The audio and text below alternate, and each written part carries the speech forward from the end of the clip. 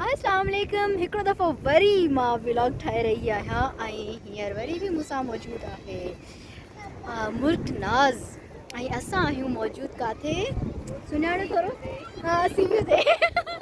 असां आहियूं मौजूदु सीवियो ते। अॼु इंजॉय डे आहे, सो इंजॉय करे रहिया आहियूं ऐं तव्हांखे बि ॿुधाए रहिया आहियूं। दो दरिया ते इलाही मज़ो आयो। हाणे हुन खां पोइ वरी हींअर पहुता आहियूं सीवियो ते।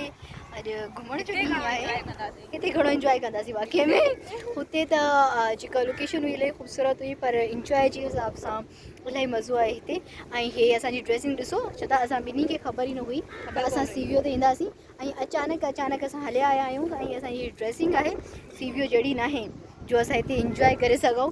बहरहाल कंहिंजी बि न आहे, न सिर्फ़ु असांजी बल्कि कंहिंजी बि न आहे, पर वरी बि जेको आहे त असां आया आहियूं।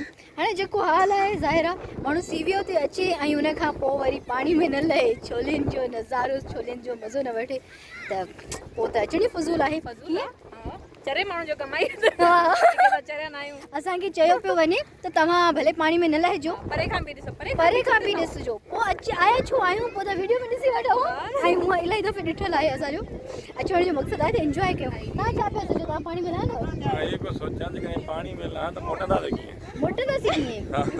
पाणी अला मालिका, ख़बर अथव थोरी देरि पहिरियां मुल्क छा पई चए मुंहिंजे लाइ? मुल्क ॿुधाए। मां चवां पई, मूंखे चवनि पिया त ख़्यालु कजां त हली न वञी अंदरि। मां चवां पई मां मोटी आहियां, मां जेको न वज़नदार आहे, मां न वञी सघंदमि। रिम छा सनड़ी आहे, मां हली वञी। में हिते हवा बि इलाही थी हले। हिकु त रसा कोन्हनि जे हिननि खे ॿधाऊं, हे वञनि दरिया में ऐं वरी छिकियूं त मोटी अचनि। थोरो ज़ोर सां ॻाल्हायो, आवाज़ न ईंदी हूंदी। असांखां वधीक हिते हवा जो शोर आहे। हवा जो त वाक़ई शोर आहे, मौसम सुठो आहे। असां इहो ई पिया सोचूं त रसो हुजे जेको हिननि खे ॿधिजे ऐं पोइ ही वञनि समुंड में, त वरी छिके त वठूं त जीअं निकिरी था अचनि। माना असां हाणे रसा ॿधण वठी आया। हा, माशाल्लाह। छा हुयो?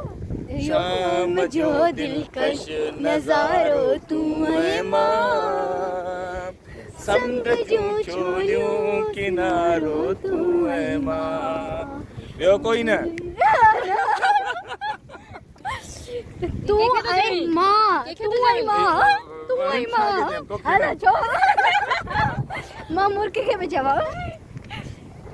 समुंड जूं छोलियूं शाम जो दिलकश। मां उबते पेरनि ते हलां पई।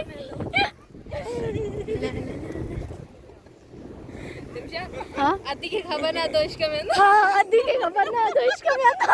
अरे हले तो यार, हले भले हो जाए।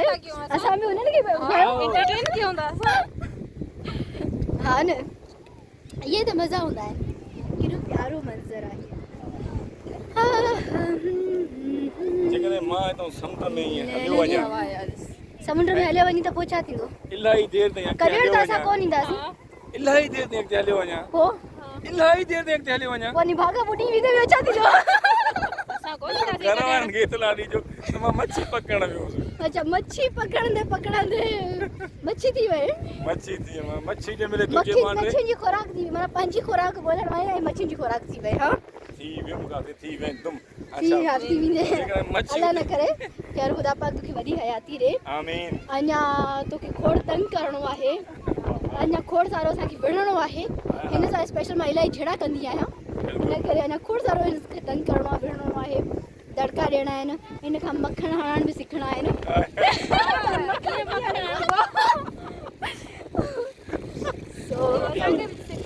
हाँ न, असांखे बि सिखाइजांइ मखण। मखण चवां थी, मज़र सभिनीनि खे मखण हणंदो आहे, इहो थोरो असांखे बि अञा न सिखी सघिया। न लॻे थो गानो बदिलाइणो पवंदो मूंखे हिन खां। अॼुकल्ह उन्हनि में बदिरायोमांसि, कल्ह हे ॾिसो, कल्ह मां जो राखी बद्र राखी न, शागिर्दी जो उस्तादी जो गानो, माना शागिर्द कई, माना त हाणे तूं मखण हणण सिखी पई।